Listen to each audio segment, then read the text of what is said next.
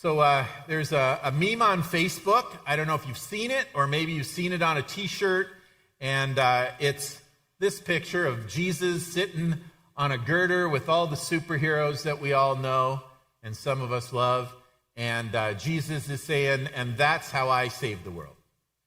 And as we look at our passage this morning, at the beginning of it, Jesus is telling the disciples about how he saved the world. He's telling them about the cross before the cross. So this isn't after Jesus rose again from the dead and he's talking about what just happened. And it isn't Paul later explaining to us what the cross means. Jesus is telling them, and it hasn't happened yet, right? And I point that out because we read it knowing what we know, but you got to understand that the disciples did not know. And so when Jesus starts to tell them what's got to happen and that he's going to suffer under the hand of the very religious leaders that should be following him, should be most attuned to who he is, should understand what the Messiah is there to do. And when he says he's going to suffer and die at their hands and then rise on the third day, they don't get it. And so Peter is shocked at this. He doesn't understand what Jesus is saying.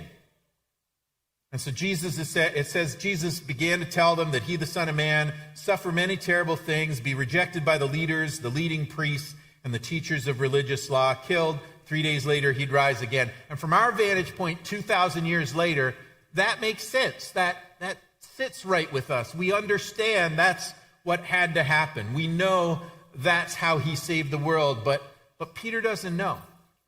And so even as he's telling them, you got to understand the shock of that moment. So you also got to understand the scope of what he's saying, right? When he says, I'm saving the world, it's different than anybody else saving the world. Cartoons are great. Comics are fun. But even if all the other superheroes were real, none of them matched Jesus. Heroes can save people. They can save their friends. They can save people that mean something to them. They can save strangers, but that's not the same thing. And so nobody is quite like Jesus. And so there's no human hero, real or imaginary, who matches up to Jesus. I can remember for years kind of walking in sometimes to a Legion Hall, and on the wall, they'll invariably, most of them have that quote, right? No greater love has any man than to lay down his life for his friends. And then they got a little ... like they know there's more, but that's the important part for them, right? And we do feel indebted to those who have gone before us, those who have suffered and died in war to protect our freedoms. And that's no small sacrifice that they've made, those who have died in that cause for our freedom. But that's not really the same as Jesus. It doesn't measure up to the measure of his saving us. They died to save their own country, their own people, and to save our freedoms. But Jesus, we're told, he doesn't die for his friends. He doesn't die for his family. He doesn't die for his own country. He dies for everybody. He dies for the people who are standing around the cross, mocking him and spitting on him. He dies for the soldiers who whipped him before that. He dies for the ones who are looking up at him and calling out jeering names as he's dying, the ones who nailed him to the cross. So Jesus is completely different in that way. And so we're told in John chapter 15, yes, there's no greater love than to lay down one's life for one's friends. But Romans chapter 5 tells us now most people would not be willing to die for an upright person, though someone might perhaps be willing to die for a person who's especially good. But God showed his great love for us by sending Christ to die for us while we were still sinners. Like that's the level of the love Jesus has for people who willingly and on purpose made themselves his enemies and hated him. And so Peter doesn't get all that. We look back on it and we understand because it's been explained to us, because we've heard the scriptures. But Peter is looking at Jesus, and all he can see is Jesus is my hero. Jesus is the Messiah. Peter had called that first of all the disciples. He believes in Jesus. He knows Jesus is the one who will save the world, but he can't picture a scenario where Jesus saves the world and doesn't survive the ordeal.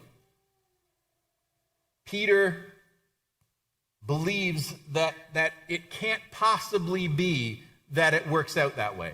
And so Peter wants Jesus to be more positive and to believe that it at least might work out, that he can save the world and survive. He takes Jesus aside and he says, look, don't be so glum, chum, right? Like don't worry, it's going to be all right. And yes, you're the savior of the world, but there's got to be at least a chance that you're going to make it through it and you're going to survive. I can't picture a world without you in it, Jesus. I can't imagine what it would be look like for us to win the whole world and you're not there at the end of the day. We need you. Peter's looking at Jesus going, I need you. It's no good to save the world if you're not here with us. If you're not here, we can't do this. Have you seen us? We've been following you all this time and we still don't have it together. We need you, Jesus. See, what he's doing is he's not saying, I don't have enough faith in you. He says, I have so much faith in you. I don't believe that this can work if you don't make it.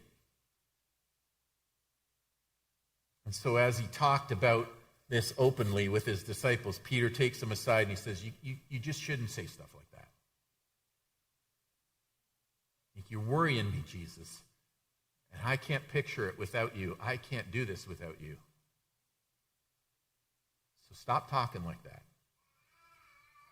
And he doesn't understand the cross. How could he? He loves Jesus and he doesn't want to watch him die. He can't picture what it would be like for the whole world to be saved, but Jesus isn't part of it. And so he says, stop talking like that. And Jesus calls him aside, or Jesus sets him straight. Jesus says in front of everybody, Jesus turned, he says, and he looked at the disciples, and then he said to Peter very sternly, get away from me, Satan. You're seeing things merely from a human point of view, not from God's. You're seeing it from a human point of view. You don't understand what is eternally happening here. You don't understand the spiritual significance of what's happening. You're just seeing what's right in front of you. You don't understand what God's doing in this. You don't understand that I've got to die or your sins aren't forgiven. You don't understand that I'm doing this because I love you and this is the only way to save you. So this story is in several Gospels. In Matthew's Gospel, there's a version, and it's a little longer. It's got more details, as is usually the case with Matthew's Gospel. See, because I've said to you before, Mark's the short Gospel. It's the first one, and it's short. Mark's really concise. He tells the story. He's one of those people who gets right to the point, right? He's not long-winded like some of us. He just gets to the point. And so often you find, particularly in Matthew and Luke, they're both believed to have had a copy of Mark's gospel. And so sometimes they take the story that Mark told and they retell the story, but they've got other sources too. They've got other eyewitnesses they've talked to. There's other sources of information. And so they add in all these extra details. So not surprisingly, when it comes to this story, Matthew's version is much longer than Mark's. He throws in all kinds of details that Mark doesn't mention. And we'd almost be tempted to say, well, why do we even need Mark? Like, why don't we just jump into all the details? Why don't we get the full story? Like, let's get the whole thing. It's important. There's good stuff there. Let's keep it all. And why do we need the beginning version if it doesn't cover the whole story? And at least one of the reasons is because sometimes Mark mentions something and he throws in a detail that's not in the others. And it's really important when he does, because you go, if this guy is like jumping right to the point, there's a reason for every detail he puts in. And you might have missed it a moment ago, but there's this one detail in that story, at this point in the story, that that is different. He tells us one detail that neither of the other guys mentioned. He says, Jesus turned and looked at the disciples, and then he said to Peter, "Get behind me, Satan." So he's telling Peter the cross is necessary. He's telling him that you're just seeing it from a human point of view. But before he tells Peter what he needs to tell him, right after Peter tells him you shouldn't say stuff like that, and he responds, before he responds, he looks around at every one of the other 11 guys. He looks them in the face. And then he answers Peter. But before he does, he looks at every one of them. And see, my mind goes, what's he looking for? What is it he needs to see in their faces before he gives Peter his answer? Before he says his response to Peter, what is it he's looking at all of them for? And it says he looked at every single one of them, right? He looked at all of his disciples. And then he says what he needs to say to Peter to correct him. What is it that he sees in their faces? What is it he's noticing in their... Is he looking for a response to this situation? Is he looking at them to say, what is your reaction to what Peter just said?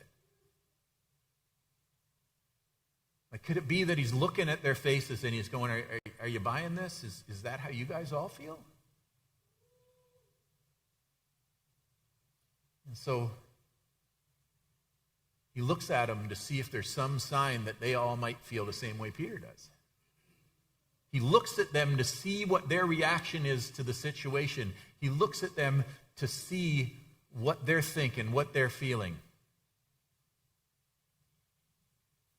And you got to wonder, is there something that he sees on their face that is why he answers so sharply to Peter? Like, what is it that he sees in their faces that's so dangerous that he feels like, I got to shut this down right now? What is it that might happen here, not just with Peter getting it wrong, but what is it they might get wrong if they buy into what Peter just said, that he needs to shut this down right now?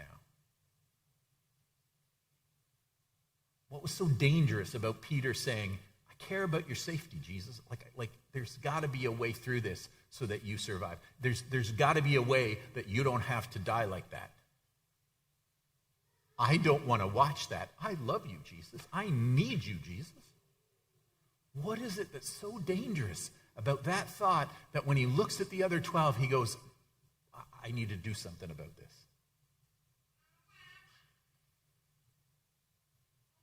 You see, the next thing that Jesus does after that tells us the answer to that question. It says that he called all of the disciples together.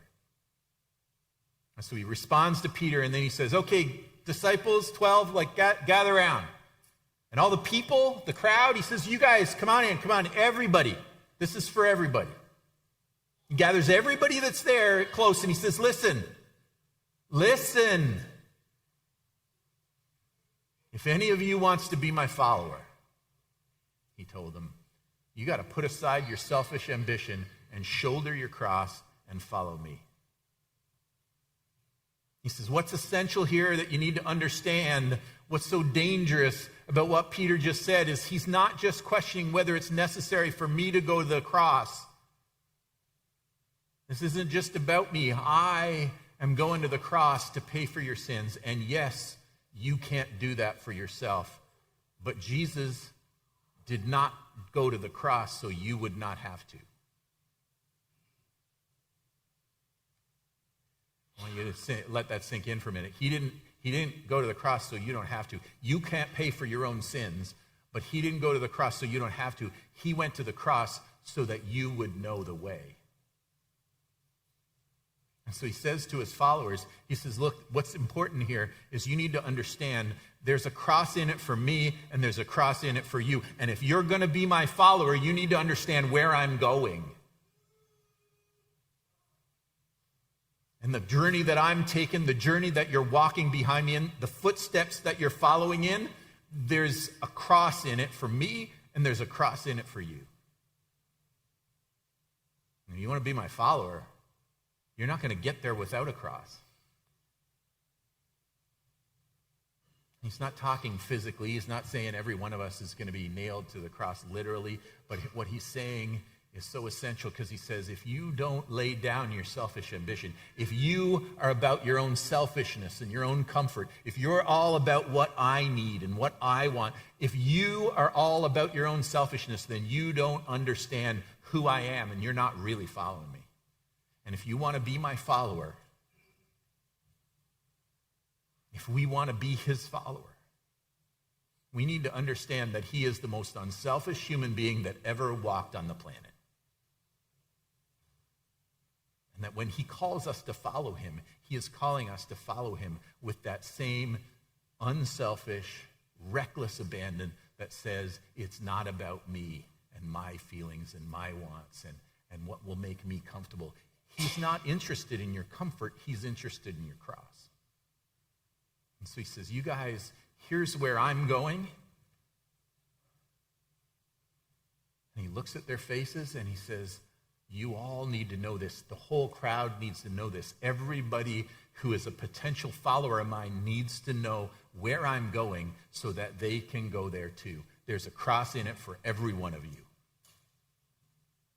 If you want to follow me, you need to let go of your selfishness and be like Jesus. No one gets out without self-sacrifice. No one really follows him without being willing to lay down their lives. Jesus says, look, if you're following me, you need to understand who I am and what I'm doing and what I'm trying to accomplish. You can't just be grateful that I died for you. You've got to be willing to put your life on the line too. You've got to follow me in that unselfish way that isn't about your own comfort and your own desires. He says, if you want to be my follower, take up your cross and follow me. And that's how we'll do it. That's how I do it, and that's how I'm calling you to do it. Because if you're following the crucified and risen one, you're going to need a cross. It's essential equipment for that journey. It's an all-in proposition. For Jesus, for him, playing it safe is the most dangerous thing you can do. Because for him, it works backwards to how we normally think it going at the world. He says, look, it's dangerous to play it safe. If you try to keep your life for yourself, you'll lose it. But if you give up your life for my sake and for the sake of the good news, you'll find true life. He says, look, if you try to hang on to your life and your own sense of comfort and your own safety and your own security, if you do that, you'll actually lose the very thing that you're trying for. But if you give up your life for the sake of my kingdom, you will get real life. You will get life to the full. You'll get abundant life, and you will be able to move forward with something way better than the stagnant life of selfishness. But unless you do that, you're not participating in following me. Because if the world is going to see me after I'm gone, they're going to have to see me in you. And we will never measure up to Jesus, but we are trying to be little versions of him. We're trying to be like him. And so Jesus says, unless you take up your cross, unless you're willing to sacrifice, unless you're willing to be unselfish, they'll never get it. His mission is to save the entire world. And the only way he can save us is by dying on the cross. And the only way that the people in the world around us will see him is if we are willing to sacrifice in ways that shock them. If we are willing to take up our cross and show that we believe in the values of his kingdom that aren't in our own comfort, but are in our sacrifice for the sake of others. He's not interested in lukewarm, mediocre Christians. He needs people who are willing to follow him with everything and sacrifice everything, to put everything on the line, not for themselves, but for the sake of his kingdom and his mission. See, heroes, they run into burning buildings, not out of them. And they don't do that because they don't see danger. It's not that they are unaware of the dangers of running into a burning building. They go in because the danger to themselves isn't more important to them than the danger to the people who are at risk inside. And so they put their lives on the line to risk for the people that they're trying to save. And we as Christians are called to do that same thing in a big way. So Jesus looks after our needs. And he comforts us when we're hurting. And he strengthens us when we're weak. But he also calls us to put everything on the line for him. He promises us true life. But he says, look, if you try to hold on to everything, if you try to get what you want, if you set your own goals and make your own way and look after yourself and look after your people and don't follow me and take up your cross and give up your own selfishness, if you don't do that, if you don't get past your selfishness, they will never understand who I am. They'll never see me. And that is how you follow me. The cross is where he's going. And a cross is where he's inviting us to follow him. And if you're not interested in following him in that way, there's not really any other option. There's no Christianity light. He's going all in or all out. Follow me or don't. Start now. But if you understand where I'm going, I'm not sugarcoating it. I'm not hiding it from you. I'm telling you where we're headed. Join me, won't you? It sounds really dangerous. It sounds like a losing proposition. It sounds like you're going to sacrifice everything. You're going to lose everything. But he says in the very act of losing all the things that we would hoard for our own comfort and our own safety and our own sense of security, in losing those things, we gain life, true life, real life, abundant life. And we either believe him, and we put our money where our mouth is, we put our lives where our mouth is, or we don't really buy this at all.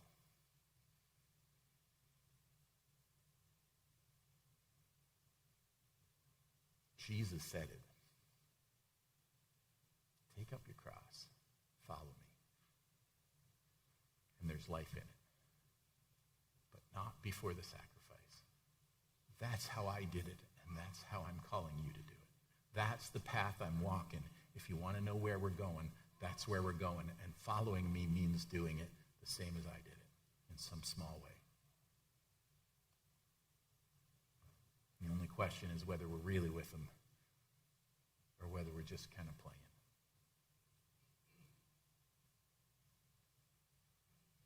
He knows where he's going. And he's invited you along. And he's made you a promise that real life is there, and the thing that you're going after, that you chase as a normal human being, it's not worth anything anyway. That what you lose there is just going to kill you anyway. To find real life, follow him. You either believe him or you don't. You're either interested in where he's going and you want to follow him, or you don't. And that choice is up to each one of us.